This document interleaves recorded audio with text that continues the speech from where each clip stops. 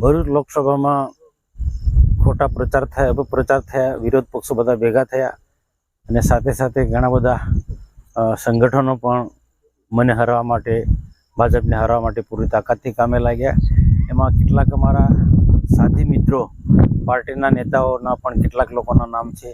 ડેડિયાપાડા વિધાનસભા, પછી ઝઘડિયા વિધાનસભામાં, પછી એવા જે 5, 6, 7, 8, 9, 10 લોકોના વરિષ્ઠ લોકોના નામો જે છે એ કેટલાક લોકો નિષ્ક્રિય રહ્યા છે, કેટલાક લોકોએ વિરોધમાં કામ કર્યું છે. એ અંગેનો કોઈક શુભેચ્છક છે, એને એક પત્ર લખ્યો છે. બધા જ પ્રદેશ છે, સેન્ટ્રલ નેતૃત્વ, બધા જ લોકોને આ અંગેને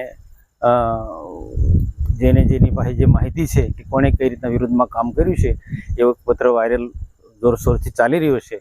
અને એના માટે મેં ઉપલા લેવલે, પ્રદેશ લેવલે જવાબદાર લોકોનું ધ્યાન દોર્યું છે.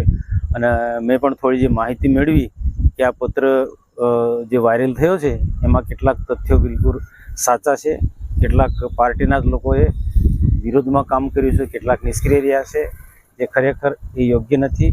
અને આના કારણે જે કામ કરનારા કાર્યકર્તાઓ, આગેવાનો ભારે નારાજગી અનુભવી રહ્યા છે કે જો પાર્ટીમાં આવા તત્વોની સામે પગલાં લેવા જોઈએ એ રીતના ઘણા બધા માંગણી કરી રહ્યા છે. આખર તો પાર્ટીનો વિષય છે, પાર્ટી જે નિર્ણય લે તે.